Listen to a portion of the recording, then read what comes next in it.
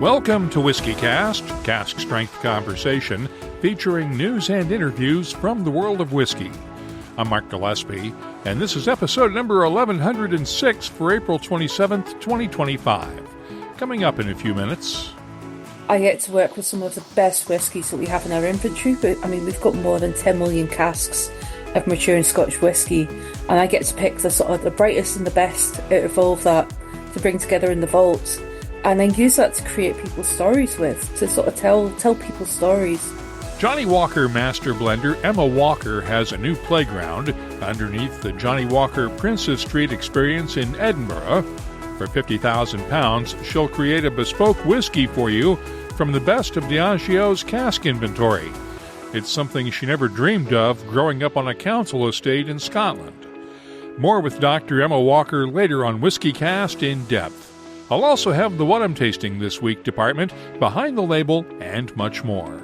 The news is next on this week's WhiskyCast. Hello, Gabriel Cardarella for Jewers. The 2025 release of our Jewers 19-Year-Old Champions Edition is a masterpiece, crafted for those who appreciate the finer things, whether on the course or in a glass. More on that in a moment. Let's get started with the week's news. It's brought to you by the Dalmore. U.S. spirits exports hit a record $2.4 billion in value during 2024, according to new data released this week by the Distilled Spirits Council. However, that was largely due to increased exports of vodkas and cordials, with American whiskey exports falling by 5.4%. Exports to the European Union have now recovered from the tariff years of 2018 to 2021, when the EU had a 25% retaliatory tariff on American whiskeys and sales slumped in response. The EU remains the single largest export market for U.S. whiskeys, with $699 million in export sales last year to the 27-member bloc. Australia ranked second at $113 million, followed by the United Kingdom, Japan, and Canada. That's going to be the wild card in this year's export sales, according to Discus CEO Chris Swanger, since most Canadian provinces are boycotting American spirits as part of the trade war between the U.S. and Canada. Suntory CEO Takeshi Nanami has a warning for the Trump administration. Tariffs may cause Japanese companies to rethink their investments in the United States. Nanami told Bloomberg News this week that tariffs would make the U.S. a less attractive place to invest, with consumers trading down because of the threat of inflation linked to the tariffs. Nanami did not say specifically whether that might affect plans to invest in the Jim Beam bourbon distilleries in Kentucky. We should note that the House of Suntory is a sponsor of WhiskyCast. Another Irish distiller is having financial troubles. Killarney Brewing and Distilling has filed a petition seeking examinership in Ireland's High Court. That's a process that allows companies facing financial difficulties to get protection from the courts to help the business survive. It's one step below receivership, which is what Waterford Distillery is in the process of right now. Killarney's examiner at Deloitte, Ireland, says the company faced unprecedented challenges during and following the pandemic, including surging raw material costs, whiskey inventory supply gluts, and broader geopolitical uncertainties that have put significant pressure on the business. The brewery, distillery, and tap room remain open for business, and the company's owners hope the examinership will safeguard jobs and stabilize operations for the long term. Buffalo Trace's latest flooding update shows the cleanup work has largely been completed at the distillery, which suffered its worst flooding on record when the Kentucky River overflowed its banks earlier this month. The visitor center and bottle shop has moved from a tent to the second floor of the visitor center building and is open by advance reservation only. No tours or walk-up sales are available, and the distillery is racing to expand reservations in time for this weekend's Kentucky Derby. We'll have more on the cleanup effort later on. Meanwhile, Sazerac has rebranded its Loch Gill distillery in Ireland. The new name is Hawks Rock Distillery. The distillery remains under renovation, but Sazerac has received planning permission to develop a visitor experience at the distillery in County Sligo. The first Hawks Rock whiskey will debut in June. The Kentucky Bourbon Festival put tickets on sale Thursday and is already sold out of weekend passes. A few Sunday-only tickets remain available for the festival, which is September 5th through the 7th in Bardstown. Wild Turkey is bringing a classic bourbon back home to the U.S. For years, Wild Turkey 101 8-year-old has only been available in Japan, while the U.S. version of 101 blended bourbons from 6 to 8 years old. Now the 8-year-old will become a permanent part of the distillery's core range in the U.S. It's priced at around $45 a bottle. Other new whiskeys to mention this week, Diageo is releasing a 15-year-old Oban. It's a cask-strength sherry cask finished single malt priced at $150 a bottle. Diageo has also unveiled this year's Isla Festival bottlings. This year's Lagavulin Fagile whiskey is a 15-year-old finished in Moscatel de Malaga casks that will go on sale during Lagavulin's Festival Day, May 24th, at £240 a bottle. This year's Kalila Phage Expression is an 8-year-old matured in a combination of refill casks, along with PX and Oloroso sherry casks, then finished in New Colombian oak. It'll go on sale on Kalila's Festival Day, May 26th, at £110 a bottle. Ardbeg has also unveiled this year's Ardbeg Day whiskey for the Phage. Smokyverse is an experimental malt created using high-gravity mashing. That's a process that uses less water and more grain to create more sugars in the mash for a fruitier and more intense whiskey. Ardbeg Day is May 31st during the Fagile, but Smokyverse will be available in limited amounts starting May 15th. No word yet on pricing. Aaron is out with a new rare batch 15-year-old peated sherry edition. The barley was peated to 20 parts per million of phenols, then laid down in casks from Jerez in Spain. It carries a retail price of £145 a bottle. On the bourbon front, Barrel Craft Spirits is introducing its first full-proof bourbon.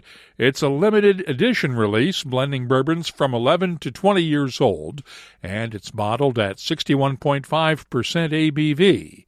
It carries a recommended retail price of $199.99 a bottle. And Barrel's Stellum Spirits brand is launching 2 new limited edition Star Trek whiskeys, a blended rye and a cask-strength blended whiskey. Both are bottled in the franchise's classic Romulan ale bottle and will sell for $79.99 each. Avalon Spirits is carrying on a project started by Bourbon Hall of Fame distiller Steve Thompson before his death with Whiskey Row Bourbon. It's created at Thompson's Kentucky Artisan Distillery and gets its name from Louisville's historic Whiskey Row along Main Street. There are 3 expressions, cask-strength and unfinished bottled-in-bond bourbons, along with Triple Wood, which is finished in cognac and PX sherry casks. I'll have my tasting notes for the Triple Wood bourbon in a few minutes. Calumet Farm is celebrating the farm's 100 years in horse racing with a Centennial Collection series of 5 bourbons and the brand's first-ever rye whiskey. There are 17 and 18-year-old bourbons, along with the bottled-in-bond. The rye is made with a 91% rye and 9% malted barley mash bill. There's no word on pricing.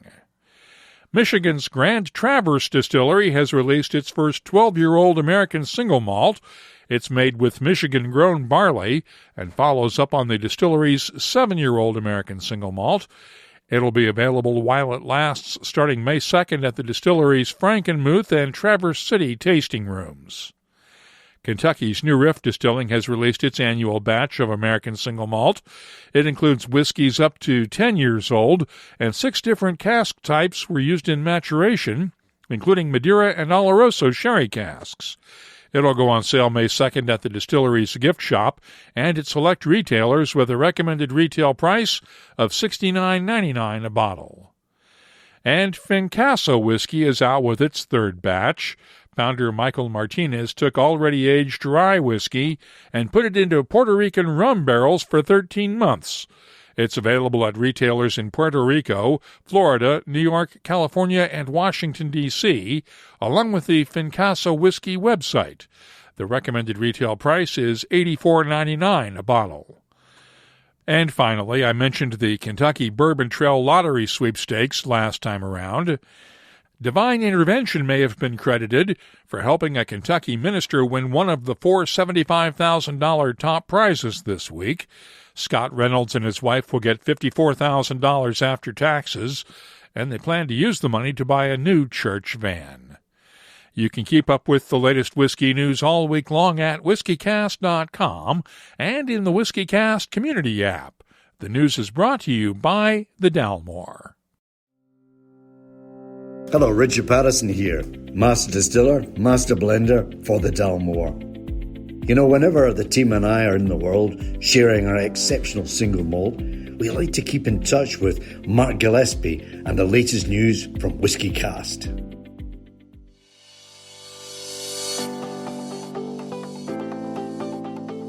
Let's open up the calendar and see what's happening around the world of whiskey.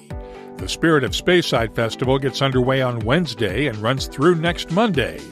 It's Kentucky Derby Week in Louisville, and the James B. Beam Distilling Company in Claremont, Kentucky, has special events planned on Thursday and Friday, with Horses and Heritage, a Beam Bourbon Social on Thursday, and Oaked, a Taste of Beam on Friday. The Kentucky Bourbon Festival's annual Distiller Dinner is on Wednesday night in Louisville, and Bourbon's Bistro has its Smokes and Spirits Derby Soiree on Wednesday night as well. The Dornoch Castle Hotel in Dornoch, Scotland has a Springbank and Glengyle tasting Friday night, and the Spirit of Toronto Festival is Saturday night in Toronto. Whiskey Live Dublin is coming up May 16th and 17th, and the Toulouse Whiskey Festival is on the 17th and 18th in Toulouse, France. If you're organizing a whiskey event, let us know about it. We'll add it to the calendars at whiskycast.com and in the WhiskyCast community app. Dewar's 19-Year-Old Champions Edition is more than just exceptional whiskey. It's a tribute to the U.S. Open Championship. Each year's limited edition release is crafted to honor the host course, integrating its spirit through a unique cask finish. For the 2025 tournament at Oakmont in Pennsylvania, Dewar's continues this tradition with an exceptional 19-year-old whiskey, double-aged, then finished in a way that nods to Pennsylvania's long-standing connection to apple brandy. Created by six-time Master Blender of the Year Stephanie McLeod, this year's edition is finished in Calvados apple brandy casks, imparting layers of green apples, apricots, citrus, warm spice, and a touch of honey. This isn't just a tribute, it's a masterclass in blending. Seek it out, savor every drop, and trust me, you'll be glad you did. Please enjoy responsibly. Copyright 2025, Dewar's is a trademark. Imported by John Dewar & Sons Company, Coral Gables, Florida. Blended Scotch whiskey, 43% alcohol by volume. Deep within the Johnnie Walker Princes Street experience in Edinburgh, Scotland, lies the Johnnie Walker Vault. It's home to 500 specially selected casks from across Diageo's inventory of 10 million maturing casks of whiskey. It's also a blending lab for Johnnie Walker Master Blender Dr. Emma Walker. If you have the money, say £50,000 or so, Emma will create a bespoke blend just for you based on the things you like, food, music, and so on, from those special casks of whiskey. The private blend experience also includes 4-star dining and a stay at the Glen Eagles Hotel, but it's the chance to spend time with Emma in her sanctuary that's the key. I talked with Emma the other day on a Zoom call for this week's WhiskyCast In-Depth. This sounds like a really fun playground for you. Oh, the Johnnie Walker Vault is such an amazing, it's an amazing concept, but that's exactly it. It's a playground, Mark. It's where I get to work with some of the best whiskies that we have in our inventory. But, we've got more than 10 million casks of maturing Scotch whiskey, and I get to pick the sort of the brightest and the best out of all of that to bring together in the vault, and then use that to create people's stories with, to sort of tell people's stories and create amazing whiskies. I still have to pinch myself that I'm getting paid to do this as well. How do you create a story, a whiskey, to reflect a person's story? So one way that we can do it is just getting to know the person, and just think about what have been the sort of important times in life. So what have almost made them who they are. So you can start it almost like thinking about what's the music they like, what's their favorite music, what sort of, what's the songs, what's the bands that make them who they are, that they go back to, where are the places that are important to them. So where was important to them in their childhood? Where did they go on a holiday with their family? What is the place that sort of speaks to them? So for myself, especially if I'm starting the conversation, the relationship with them from over in Scotland, I can go and sort of look on Google, look at beautiful photos from around the world that start to make me think about that person and sort of what's important to them. We ask them about what foods, what cuisines do they like, what are the flavors, what are the whiskies or the alcohol, what are the serves, what are the seasons, what are their favorite colors, just things that give you a sort of insight. You start to build a picture.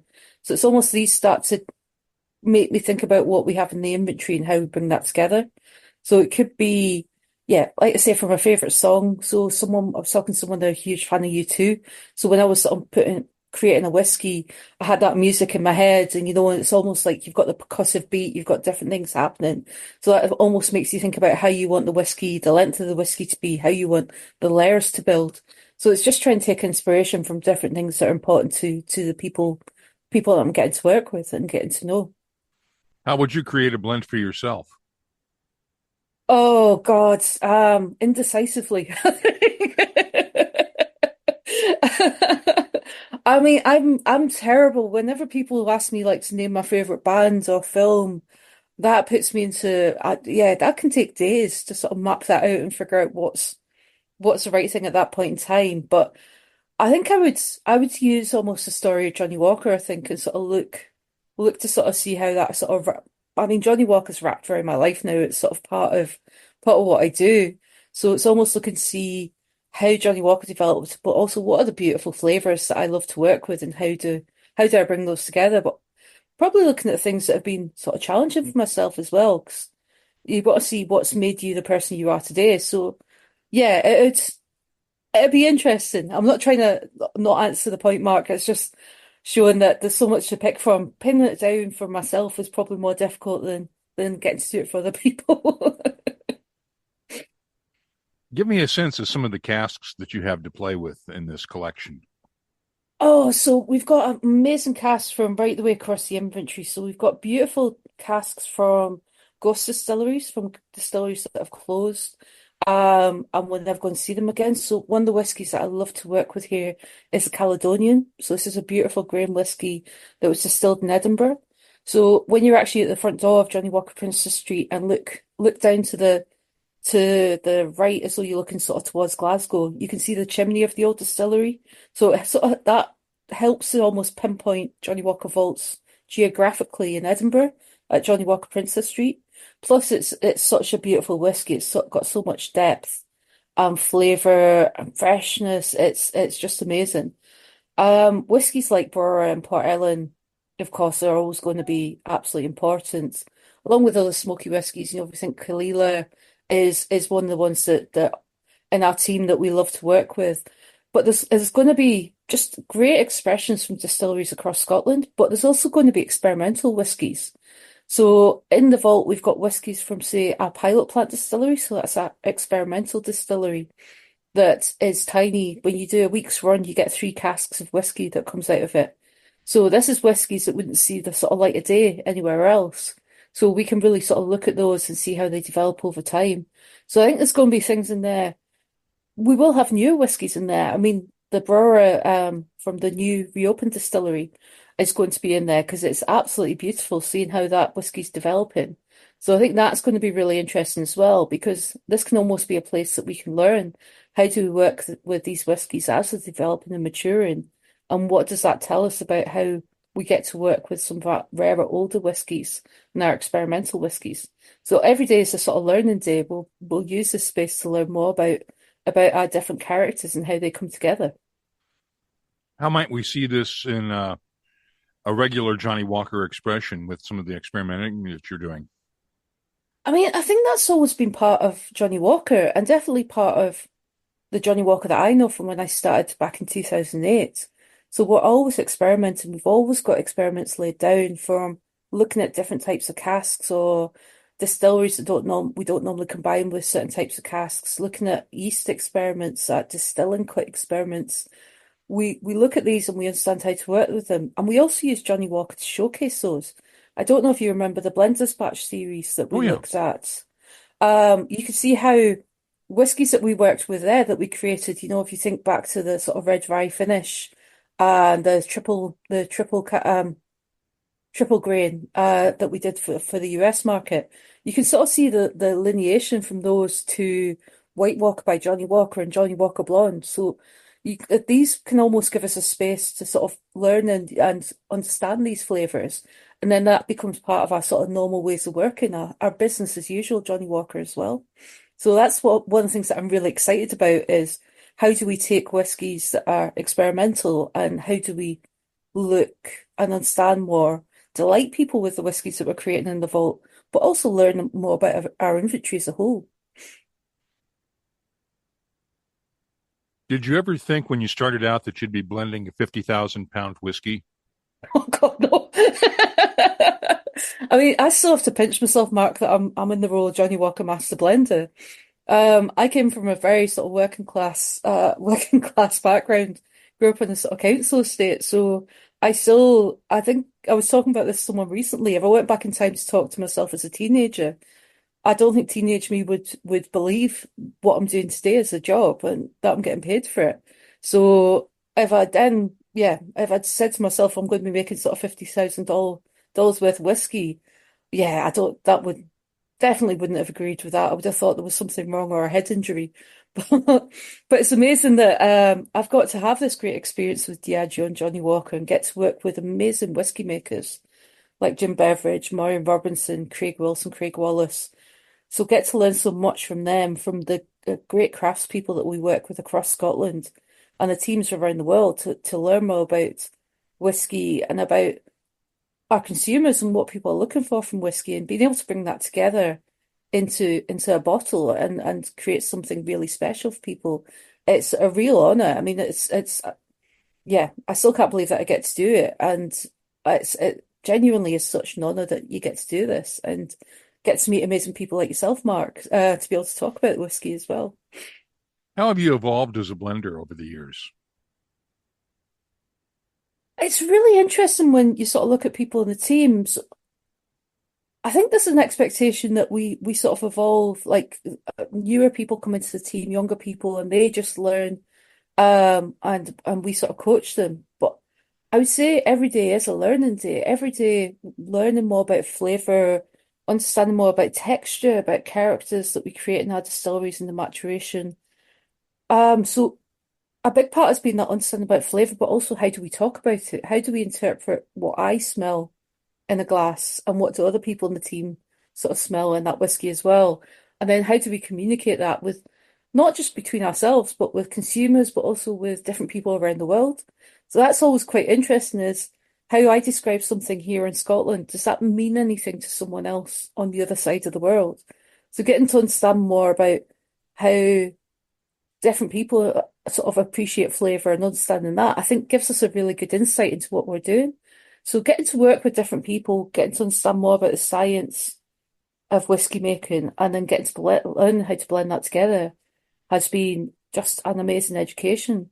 But then over the past few years, getting to work with creative people like Chef Kobayashi on Johnnie Walker Blue Label, Elusive Umami. So almost getting to look at our world of work through someone else's eyes, someone else's viewpoint was absolutely brilliant because it sort of almost takes you out of your comfort zone a bit and you start to think about everything you get to work with, but looking at it from a different viewpoint and learning from someone like Chef Kobayashi about how you build a menu, how you build a dish, how you build flavour.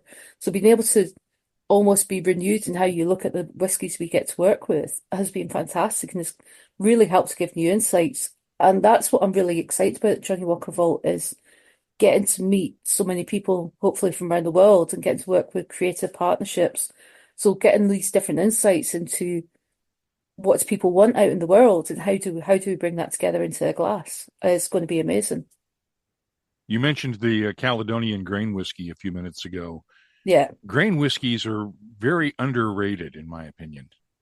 Oh, 100%. I agree with you passionately on that, Mark. I Before I moved into the role of Johnnie Walker Master Blend, I spent some time as the quality manager at Cameron Bridge Distillery over in Fife. So I am hugely passionate about grain whiskies. I really want people to understand that the folk that work in the distilleries making grain whiskies are just as passionate and proud of what they do and what they're creating. Like the level of detail, looking at the quality at every point is just the same as at any of our malt distilleries. But when you look at how a grain whiskey develops over time, it's fascinating because it's a slightly simpler matrix, but there's so much develops in there. And if you look at a range of different grain whiskies sort of side by side, you can see they're not all the same. They're completely different. So Caledonian's very different to Cask Bridge, it's very different to Cameron Bridge, it's different to Girvan and Invergordon. Like each has their own character and a texture, I think, is a hugely important thing from grain whiskey. But one of the things that I love is aged grain whiskies are amazing. They are almost decadent. There's so much going on. There's so much complexity, but there's a sweetness. The fruitiness you get from those aged whiskies is amazing. They're almost like they're mouth-watering, and the sort of texture, the fruits that you get, they're just beautiful. So I do laugh when people say they don't like grain whiskies. It's like, yeah, that's fine. That's leaving more for me. So, but I think people are shortchanging themselves if they don't look at the world of grain whiskey as well. What are you drinking now? I'm actually looking over at my shelf. So I always have Johnnie Walker Black Label. I try and have Johnnie Walker Blue Label on the shelf as well. I've got some beautiful Johnnie Walker Black Ruby on the shelf. So I'm just waiting for my partner Dave. He's going to look at making some cocktails tonight. So that's going to be a sort of very relaxing Friday night for me. I have some of the beautiful Rose Isle 12 from the last special releases as well. So trying to make sure that is savoured and enjoyed. But it's actually all those whiskies are perfect with the beautiful weather we've got here in Edinburgh at the minute. So yeah, it's nice being able to try the whiskies and have a bit of sunshine at the same time. Thanks to Johnnie Walker Master Blender, Dr. Emma Walker, for joining us this week on WhiskyCast In-Depth. Let's start off the What I'm Tasting This Week department with the new Whiskey Row Triple Cask Bourbon I mentioned during the news. Once again, it's finished in cognac and PX sherry casks, and it's bottled at 45% ABV. The nose has notes of fresh berries, dried fruits, red grapes, raisins, and soft spices. The taste has a nice balance of red grapes, dates, raisins, and a hint of white pepper with fresh berries in the background. The finish is long and fruity with a hint of raisins, and I'm scoring the Whiskey Row Triple Cask Bourbon a 92. I received a sample from the Whiskey Exchange this week with their exclusive bottling of a Douglas Lang XOP Series Ben Nevis 28-year-old single malt. It's bottled at 52.8% ABV. The nose is malty with touches of honey, toasted coconut, lemon zest, and a hint of peaches. The taste has notes of cinnamon spice and barley sugar, complemented by toasted coconut, lemon zest, and a hint of apricots. The finish has lingering spices along with hints of apricots and peaches. I'm scoring the Douglas Lang XOP Ben Nevis 28-year-old single malt for the Whiskey Exchange a 91. And finally, let's look at the new Glen Grant aged 25 years. This one is matured in a combination of ex-bourbon and Oloroso sherry casks and bottled at 46% ABV. The nose is malty and dusty with dry spices, dried lemon peel, and hints of figs and dates. The taste has a good balance of spices and sweetness with baking spices, figs, dates, lemon zest, and honey, while the finish is long and mouth-wateringly juicy. I'm scoring the Glen Grant aged 25 years a 93. I'll be adding these whiskeys to our searchable list of nearly 3,900 different whiskeys from all over the world. Check it out this week at whiskycast.com. Time to open up the inbox now and see what people are talking about this week in our community segment. Rick at the Whiskey Zone posted a great question in the WhiskyCast community app this week. Noticed on a whiskey auction site yesterday that they were charging a 10% tariff on top of the final winning bid, and it got me thinking. If overseas companies like auction houses charge tariffs up front on their end, does that money go to the U.S., or does the U.S. CBP collect a second tariff upon arrival? Good question. Tariffs are collected when goods arrive at the border and have to be paid before those goods are released from customs. It would depend on whether the auction house is passing along the tariff revenue to their U.S. importer to pay the tariff on arrival. If not, it's a cash grab by the auction house. One thing we have not covered in our tariff coverage is so-called de minimis shipments, those under $800 in value. Those are not subject to tariffs, which are mainly charged on large commercial shipments. Assuming your auction purchase is valued at less than $800, it should clear the border without being hit with a tariff. And once again, it's a cash grab for the auction house. Some online retailers will bundle their smaller packages into a larger shipment to their U.S. importer, and they may collect the tariff in advance so that the importer can pay it when the shipment arrives in the U.S. Rick, I hope that helps. Christopher Glenn had this question after last week's episode. The mention of the Larrikin Rosewater bourbon piqued my interest on this week's WhiskyCast. Does the use of rosewater count as an additive or a flavoring? Is this technically a bourbon? I notice on the label it says Kentucky Straight Bourbon Whiskey, proofed with distillery brewed rosewater. So my guess is this is the kind of labeling technique the TTB allows to work around the definition, similar to how American Single Malt did prior to its official approval. Regardless, I'm interested enough to order one and give it a go. Christopher, that's exactly right. If you finish a bourbon or add anything other than plain water to reduce it to bottling proof, it has to be disclosed on the label. It's also possible to label products made with straight bourbon as so-called distilled spirits specialty products. That's a catch-all category for whiskeys that don't fall into more traditional categories and allows for limited use of flavorings and additives. Thanks for the comment, Christopher. And if you'd like to join the conversation, download the free WhiskyCast community app and jump in. You can find us on social media, too. We're on X, Threads, Blue Sky, Instagram, and Facebook at WhiskyCast. And the email address is comments@whiskycast.com. Let's close out the show now with Behind the Label, our look at the history, science, and people who make whiskey unique.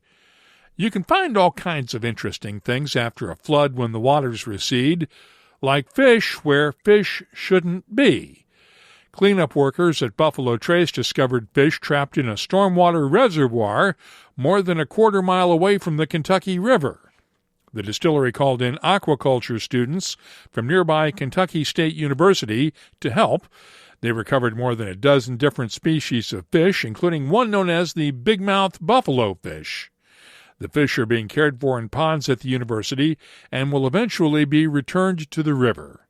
If you have something you'd like us to look at on an upcoming episode, just get in touch with us.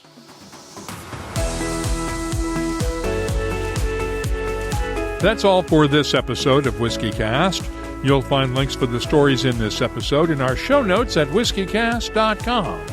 That's also where you'll find the latest whiskey news, my tasting notes, the calendar of events, the whiskey photo of the week, and, of course, a complete archive of past episodes going all the way back to 2005. Get in touch with us, download the free WhiskyCast community app from your app store, or look for us on social media. We're on Blue Sky, X, Threads, Instagram, and Facebook at WhiskyCast. And our email address is comments@whiskycast.com. Discover the 2025 limited release of Dewar's 19-Year-Old Champions Edition, finished in Calvados apple brandy casks, a perfect fusion of craftsmanship and tradition. Here's to great whiskey and the game that inspires it. WhiskyCast is a production of Cask Strength Media, copyright 2025, and comes to you from the charming, yet regrettably dry town of Haddonfield, New Jersey. I'm Mark Gillespie, reminding you that when you drink, please drink responsibly. Thanks for listening.